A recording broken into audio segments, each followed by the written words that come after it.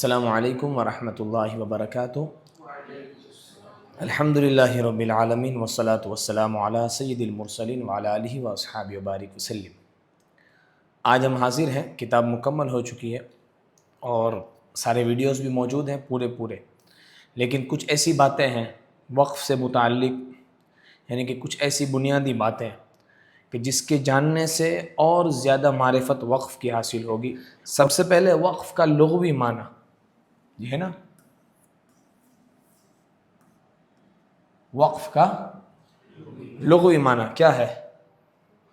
ٹھہرنا۔ کیا ہے؟ ٹھہرنا اور رکنا، یہ وقف کا لغوی معنی ہے۔ اور اصطلاح میں کسے کہتے ہیں کہ کلمہ کے آخری حرف موقوف علیہ غیر موصول پر سانس توڑ کر ٹھہر جانا، اور پھر اس کے بعد آگے پڑھنے کو وقف کہیں گے۔ تو یہ اس کا لغوی معنی اور اس کا اصطلاحی معنی۔ اس کتاب کے اندر علم وقف، تو اس کا موضوع کیا ہے؟ علم وقف کا جو موضوع ہے وہ ہے کلمہ اور کلام۔ کیا؟ کلمہ کہتے ہیں ایک کو، کلام ایک سے زیادہ کو کہتے ہیں۔ جہاں بات مکمل ہو جائے، الحمدللہ، جہاں بات مکمل ہوئی، الحمدللہ رب العالمین، بات مکمل ہوئی، تو کلمہ اور کلام کس طریقے سے ادا کیا جائے، پڑھا جائے، یہ اس کا موضوع ہے۔ تو اس کو اس طریقے سے تعلق ہے کلمہ اور کلام سے، وقف کو، کہ وقف کا موضوع کیا ہے؟ کلمہ اور کلام۔ تو کلمہ کسے کہتے ہیں؟ کلمہ ایک کو، کس کو؟ جیسے عالمین، کیا ہے؟ عالمین، تو عالمینہ ہے، کیسے ٹھہریں گے؟ عالمین، ٹھیک ہے نا؟ تو اس طریقے سے یہ کلمے سے اس کو تعلق ہے۔ اور کلام سے کیسے تعلق ہے؟ یعنی کہ کہاں آپ وقف کریں گے، محل وقف۔ تو محل وقف کہاں ہوگا؟ جب کلام مکمل ہوگا تب محل وقف آئے گا۔ تو اس کو کلمے سے تعلق ہے تاکہ کیفیت وقف ادا ہو سکے، اور کلام سے ایسے تعلق ہے کہ پھر آپ کا یہ محل ادا ہو سکے کہ کس طریقے سے کس جگہ پر وقف کرنا چاہیے۔ تو یہ کلمہ اور کلام سے تعلق۔ اب کہاں وقف ہونا چاہیے؟ مالک یوم الدین، کہاں پر؟ یہاں پر طا کی علامت ہے، تو پتہ چلتا ہے نا۔ تو یہ کلمہ، اس کو تعلق ہے کلمہ سے، اس کا موضوع کلمے سے متعلق ہے اس انداز سے کہ کیفیت وقف، اور کلام سے اس کا موضوع اس طریقے سے ہے کہ پتہ چلے کہ یہ محل وقف کہاں ہے۔ تو یہ اس کا موضوع کلمہ اور کلام۔ اور علم وقف کی غرض و غایت، غرض اور غایت، یعنی کہ کیا مقصد ہے علم وقف حاصل کرنے کا۔ علم وقف اگر آپ سیکھیں گے تو کیا حاصل ہوگا؟ تو علم وقف سیکھنے سے تفہیم معانی اور تحسین قرأت، معنی سمجھنا اور قرأت کے اندر حسن پیدا۔ آپ اچھی جگہ پر رکیں گے تو پتہ چلے گا کہ آپ کچھ سمجھتے ہیں کہ کہاں وقف کرنا مناسب ہے، کہاں وقف کرنا مناسب نہیں ہے۔ تو تفہیم معانی، اور پھر اس کے بعد جب آپ اس طریقے سے اچھی جگہ پر وقف کریں گے تو کیا ہوگا؟ قرأت کے اندر حسن پیدا ہوگا۔ جہاں اچھی جگہ رکا جاتا ہے، اچھی جگہ سے ابتدا کی جاتی ہے، اچھی طرح سے اعادہ کیا جاتا ہے، تو یہ غرض و غایت ہے کہ تفہیم معنی اور تحسین قرأت، اس انداز سے وقف کرنا چاہیے۔ علم وقف کا اصل کہاں سے ہے، یہ کیسے آیا علم وقف؟ ٹھیک ہے، حضرت عبداللہ ابن عمر رضی اللہ تعالیٰ عنہ سے روایت ہے، فرماتے ہیں کہ ہم میں سے جو شخص ہوتے تھے، جو صحابہ اکرام، ایمان جب لے آتے تھے تو ایمان لانے کے بعد پھر قرآن سیکھتے تھے۔ پہلے ایمان لے آتے پھر قرآن سیکھتے۔ تو کہتے ہیں کہ جس طریقے سے ہم قرآن سیکھنے کے لیے جاتے، کیا حلال ہے کیا حرام ہے، یہ سارا کچھ اللہ کے رسول صلی اللہ علیہ وسلم قرآن کی روشنی میں سکھاتے تھے۔ ساتھ ہی ساتھ حلال اور حرام سیکھتے سیکھتے یہ بھی سکھاتے کہ وقف کہاں کرنا چاہیے۔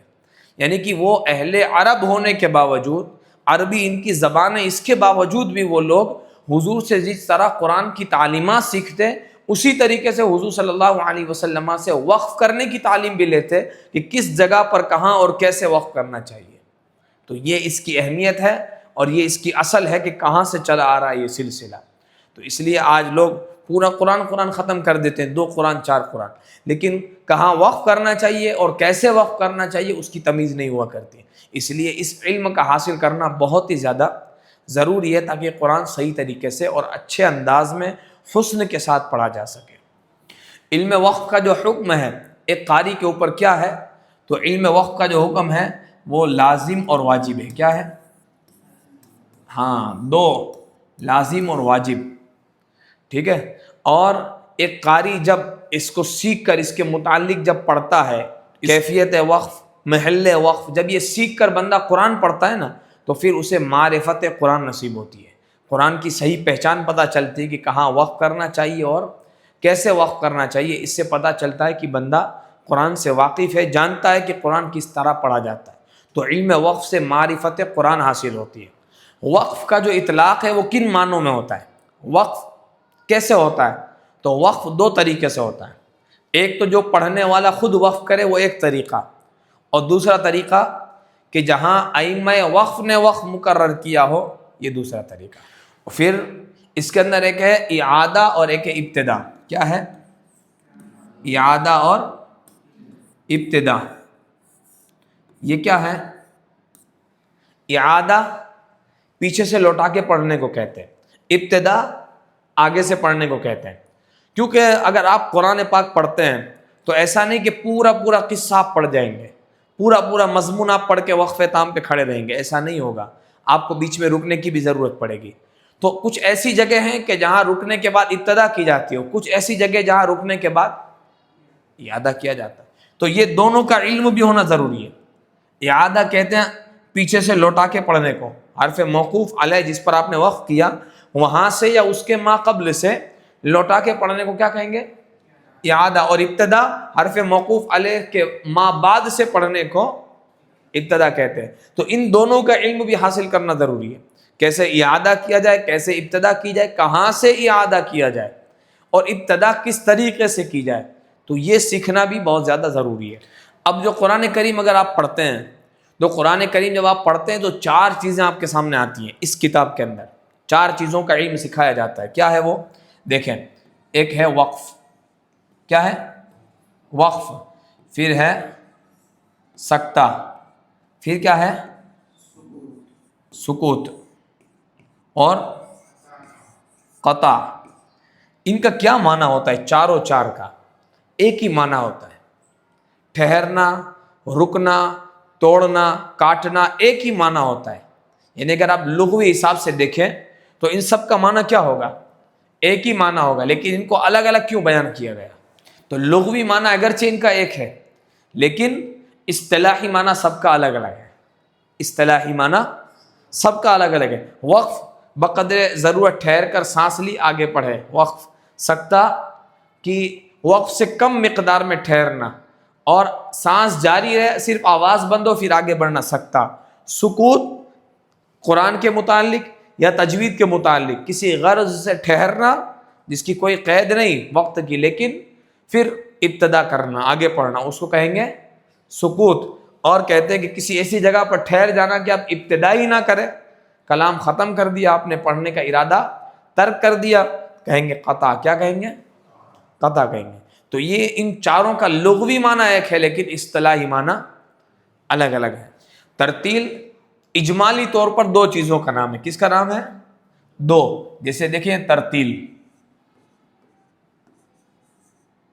یہ ہے ترتیل، لیکن یہ دو چیزوں کا نام ہے. کتنی؟ دو. ایک ہے تجوید اور ایک ہے وقف. کیا ہے؟ ہاں، وقف. یہ دو چیزوں کا نام ہے. جب یہ دو چیزیں حاصل ہوں گی تب ترتیل مکمل ہوگی. اگر آپ صرف یہیں پر رکے ہوئے ہیں تو یہ پھر باقی ہے وقف، تو کیا مکمل ہوگا؟ تو پھر یہ ترتیل مکمل نہیں ہو سکتی. تو ترتیل ان دونوں کی وجہ سے مکمل ہوگی، تجوید اور وقف. تجوید بھی اجمالاً دو چیزوں کا نام ہے، مخرج اور صفت، اس کو کہتے ہیں تجوید. اور وقف کے اندر بھی دو چیزیں پائی جاتی ہیں. کیا؟ محل وقف اور کیفیت وقف. یہ دو چیزیں پائی جاتی ہیں. صرف مخرج سیکھنے سے تجوید مکمل، صرف صفت سیکھنے سے تجوید مکمل. اس طریقے سے صرف محل یا صرف کیفیت سیکھنے سے نہیں ہوگی، بلکہ محل وقف اور کیفیت وقف جب دونوں کا علم ہوگا تب جا کے وقف مکمل ہوگا. اور تجوید اور وقف دونوں کا علم جب مکمل ہوگا تب جا کے ترتیل مکمل ہوگی. اس کتاب کے اندر وقف کا بیان موجود ہے. ٹھیک ہے. تو محل وقف کسے کہیں گے؟ کہ جس جگہ پر وقف کیا جائے، جیسے وقف تام، کافی، حسن، قبیح، تو یہ ایسے مواقع جو موجود ہیں وقف کرنے کے لیے، تو ان مواقع پر وقف کرنے کو کیا کہیں گے؟ محل وقف. کیا ہے؟ وہ محل ہیں، وقف کرنے کی جگہ ہیں. اور کیفیت وقف، ایک قاری جب پڑھتے پڑھتے جس انداز کے ساتھ وقف کرتا ہے اس کو کہتے ہیں کیفیت وقف. کبھی وقف بالاسکان کر کے وقف کرتا ہے، کبھی وقف بالاشمام، کبھی وقف بالروم، اور کبھی وقف بالسکون، وقف بالاظہار، وقف بالاثبات. تو یہ جو انداز ہے نا وقف کرنے کے، اس کو کہیں گے کیفیت وقف. کیفیت وقف کی 4 صورتیں ہیں، ٹھیک ہے، وہ ہم نے سبق میں آپ نے دیکھ لی. جیسے ایک ہے وقف بالاسکان، کیفیت وقف بلحاظ ادا، اس کی کتنی صورتیں ہیں؟ 4 صورتیں. اس میں سے ایک ہے وقف بالاسکان. جیسے دیکھیں اسکان،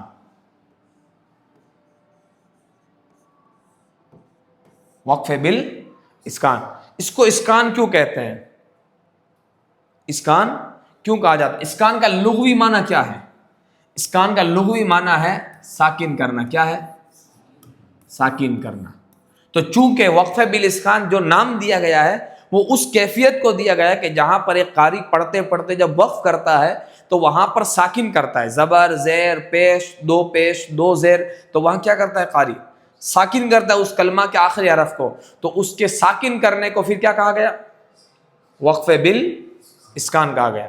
ساکن کا یہ، اسکان کا یہ معنی ہے ساکن کرنا، ٹھیک ہے.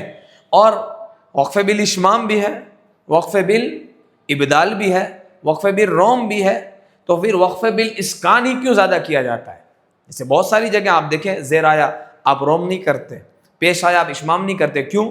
کیونکہ وقف بالاشمام اور وقف بالروم کی ادائیگی کے اندر یہ قاری کے اوپر بھاری پڑے گی، اس کی ادائیگی مشکلیں آئے گی اس کو ادا کرنے کے اندر. لیکن وقف بالاسکان آسان ترین ہے، اور وقف کیا چاہتا ہے؟ آسانی چاہتا ہے. تو جس طریقے سے قاری کو آسانی ملے وہ آسانی اختیار کرے. اور وقف بالاشمام بھی ہے، وقف بالروم بھی، اگرچہ یہ مشکل ہے، یہ اس لیے وضع کیے گئے ہیں. وقف بالاشمام اگر مشکل ہے تو وضع کیوں کیا گیا؟ اگر مشکل ہے وقف بالروم تو اس کو کیوں ڈالا گیا؟ اس کو کیوں بیان کیا گیا؟ کیوں سکھایا گیا؟ یہ کیوں طریقہ لایا گیا وقف بالروم کا اور وقف بالاشمام کا؟ تو یہ ایسی جگہوں کے لیے لایا گیا کہ جہاں وقف بالاسکان کرنا مشکل ہو جاتا ہے، ایسی جگہوں پر وقف بالروم آسان ہو جاتا ہے. جیسے آپ نے دیکھا نا کہ 2 ساکن جمع ہو گئے، ایک تو حرف موقوف علیہ جس پر وقف کریں گے وہ، اور حرف موقوف علیہ سے پہلے بھی ساکن حرف ہے، تو کیا کریں گے؟ وقف بالروم کریں گے تو زیادہ آسانی کے ساتھ آپ حرف کی ادائیگی کر سکیں گے. تو یہ آسانی ہوئی نا. تو ایسی جگہوں پر جہاں وقف بالاسکان میں آسانی نہیں، وہاں وقف بالروم میں آسانی ہو سکتی ہے، حرف کی ادائیگی صاف ہو سکتی ہے، اور معنی کے اندر اور حرف کی ادائیگی میں کوئی خرابی نہیں آ سکتی ہے. وقف بالاشمام کہ جہاں آپ وقف کرتے ہیں حرف موقوف علیہ ساکن کریں گے. جب ساکن کریں گے تو جہاں پر آپ کو یہ لوگوں کو بتانا مقصود ہو کہ ہم نے جس پر وقف کیا ہے وہ پیش ہے، تو جب آپ کو یہ بتانا مقصود ہو تو آپ کیا کریں گے؟ تو یہ اشمام آتا ہے کہ جو آپ کا راستہ آسان کر دیتا ہے. آپ صرف اشارہ کر دیجئے، پتہ چل جائے گا کہ آپ نے حرف موقوف علیہ مضموم کے اوپر وقف کیا ہے. اشمام کیا ہے لغوی معنی اس کا؟ اس کا لغوی معنی ہے بو سونگنا، بو سونگھانا. کیا ہے؟ جی، بو سونگھنا.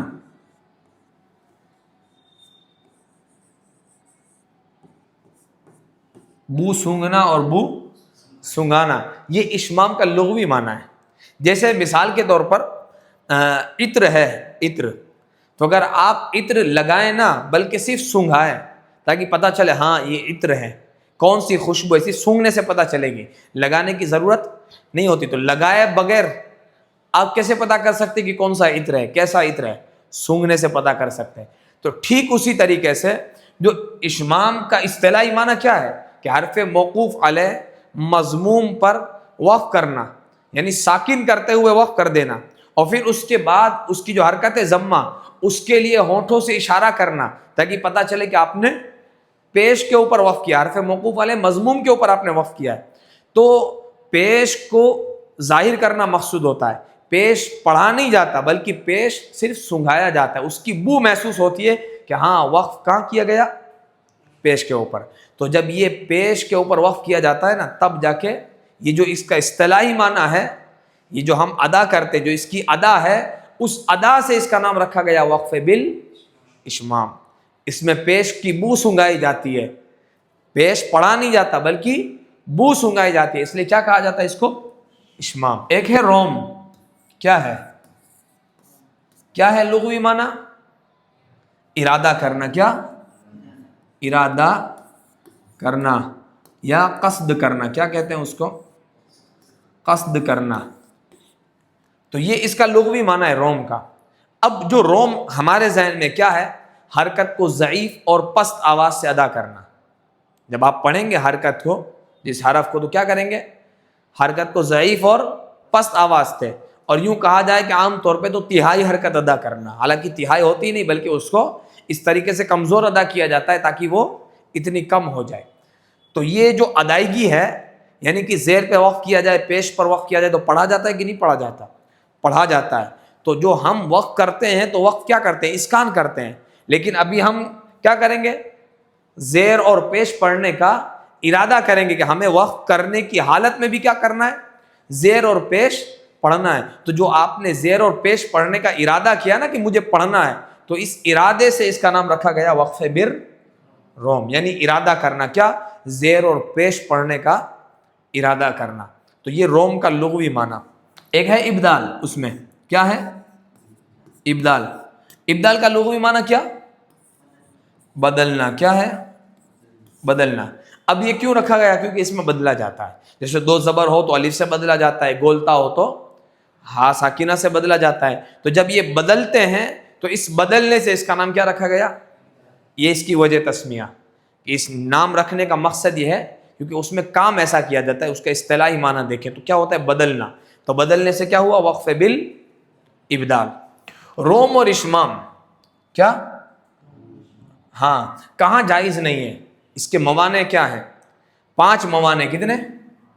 5 موانع. پہلا کہ اگر سکون اصلی ہو، جیسے فلا تنہر. کیا ہے؟ فلا تنہر. تو جب آپ وقف کریں گے تو ساکن نہیں رہے گا، سکون اصلی ہے، تو کیا ہوگا؟ روم اور اشمام دونوں نہیں ہوگا. دوسرا حرکت عارضی. کیا ہے؟ ہاں، جیسے وَأَنذِرِ النَّاسِ. کیا ہے؟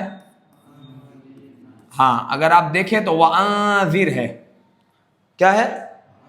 اور پھر اس کے بعد الناس ہے. 2 ساکن جمع ہوئے، را کو زیر دیا گیا. ایسے اِنِ ارْتَبْتُمْ. تو جب آپ وَأَنذِرْ پہ وقف کریں گے تو روم ہوگا؟ نہیں ہوگا. کیوں؟ حرکت عارضی ہے. کیا ہے؟ عارضی حرکت میں نہیں ہوتا. روم اور اشمام. تیسرا ہے میم جمع. کیا ہے؟ ہاں، یہ جمع کا میم ہے. علیہم. کیا ہے؟ علیہم، علیکم. یہ میم ساکن ہی ہوتا ہے، لیکن جب اس کے بعد کوئی ساکن حرف آتا ہے تو پھر اس میم کو پیش دیا جاتا ہے. کیا دیا جاتا ہے؟ پیش دیا. جیسے علیہم الذلہ. علیہم الذلہ. تو یہاں پر روم اور اشمام نہیں ہوگا. کیوں؟ حرکت اصلی نہیں ہے، عارضی ہے. وقف کریں گے تو پھر یہ اپنی اصلی حالت میں آ جائے گا، اصلی سکون کے ساتھ. تو روم اور اشمام نہیں ہوگا. چوتھا ہائے تانیث، یعنی کہ ورحمتن. کیا ہے؟ ہاں، ورحمتن. اب یہ گولتا ہے، حالانکہ پیش ہے. اشمام روم دونوں ہو سکتا ہے لیکن نہیں ہوگا. کیوں؟ کیونکہ یہ ورحمتن ہائے تانیث کے اوپر روم اور اشمام نہیں ہوتا. یہاں وقف بالابدال ہوگا. کیا ہوگا؟ ہاں. اور پانچواں ہائے سکتا. دیکھیں لم یتسنہ. کیا؟ ہاں، لم یتسنہ.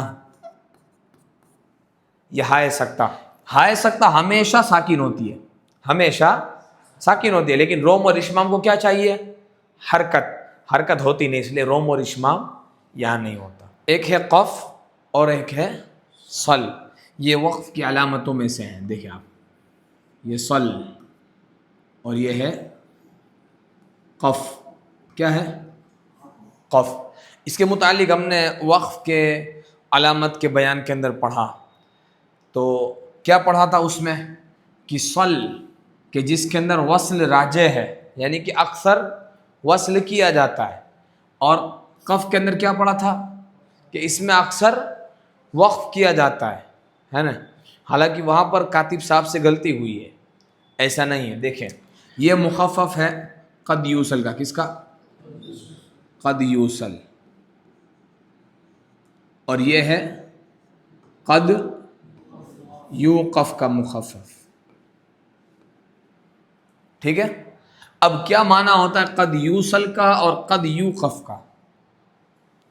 یہ جو قد ہے، قد یہاں پر معنی میں کمی پیدا کرنے کے لیے آیا ہے. تو جو یہ قد ہے کیا ہے؟ قد. تو یہ قد تقلیل کے لیے آیا ہے، یعنی کہ قد یوصل یہاں وصل کم کیا گیا، کیا؟ اور یہ قد یوقف یہاں پر وقف کم کیا گیا، کیا ہے؟ جی. اور سمجھا کیا ہے؟ بالکل الٹا سمجھا ہے اس کا. حالانکہ کیا نتیجہ نکلتا ہے؟ صل قد یوصل کا مخفف. قد یوصل کا معنی وصل کم کیا گیا ہے، کیا؟ یہاں پر وصل کم کیا گیا ہے. اور قف یہ قد یوقف کا مخفف ہے، اس کا معنی کیا ہوتا ہے؟ یہاں وقف کم کیا گیا ہے. تو پتہ چلا کہ یہاں پر کیا کرنا بہتر ہے؟ وقف کرنا. کیا؟ ہاں، وصل کم کیا گیا ہے اس لیے وقف بہتر ہے. کیا بہتر ہے؟ اور یہاں پر قف کے اندر وصل، کیا؟ وصل کرنا. لیکن اب بہتر بھی کس اعتبار سے؟ یہاں پر وقف کرنا بہتر ہے، کس کی بنسبت؟ قف کی بنسبت. آیت میں کہیں آتا ہے قف تو کیا کریں گے؟ وصل. قف نہیں. اگر یہ صل آتا ہے تو کبھی ضرورت پڑی تو کیا کریں گے؟ وقف. صل کے اوپر وقف بنسبت قف کے قوی ہے. کیا ہے؟ یعنی کہ یہاں رکیں گے آپ تو یہاں پر رکنے کا جو وقف ہوگا نا آپ کا، وہ قوی ہوگا. کیسے قوی؟ ایسے طا جیم زا اس طرح قوی نہیں، اس کے مقابلے میں. کس کے مقابلے میں؟ قف کے مقابلے میں صل کے اوپر وقف کیا ہے؟ قوی ہے. اور قف کے اوپر کیا ہوا؟ ضعیف ہوا وقف. اب وصل کی بات کریں تو وصل یہاں پر قوی ہے. کہاں پر؟ کس کے مقابلے میں؟ صل کے مقابلے. جب اعلیٰ حضرت علیہ الرحمہ سے سوال کیا گیا اس کے متعلق کہ کان الناس امتا واحدہ، ٹھیک ہے، تو یہاں پر جو وقف ہے نا، یہ نشانی یہ ہے. کس کی نشانی ہے؟ قف کی. کیا؟ قف کی. تو کہا کیا کیا جائے یہاں پر؟ تو اعلیٰ حضرت علیہ الرحمہ نے کہا کہ جیسے یہ اگر اظہار کیا جائے یعنی کہ تنوین کو وصل کی حالت میں پڑھا جائے یہ بھی ہو سکتا ہے، اور وقف کیا جائے یعنی کہ گول تا کو ہا سے بدل دیا جائے یعنی واحدہ یہ پڑھا جائے تو کیا کیا جائے؟ تو کہا دونوں جائز ہے، وصل اولا ہے. اعلیٰ حضرت علیہ الرحمہ نے فرمایا. تو اعلیٰ حضرت علیہ الرحمہ کیا فرما رہے ہیں؟ قف کے اوپر کیا اولا ہے؟ وصل اولا ہے. تو یہاں سے بھی پتہ چلا، یہ مسئلہ موجود ہے فتویٰ رضویہ شریف کے اندر. تو یہاں سے پتہ چلتا ہے کہ کیا اولا ہے؟ یہاں پر وصل. اللہ تبارک و تعالی ہم سب کو صحیح طریقے سے پڑھنے کی، سمجھنے کی توفیق و رفیق عطا فرمائے، اور علم تجوید کو خوب عام کرنے کی اور اس کی خدمت کرنے کی توفیق عطا فرمائے. وما علینا الا البلاغ المبین. السلام علیکم ورحمۃ اللہ وبرکاتہ.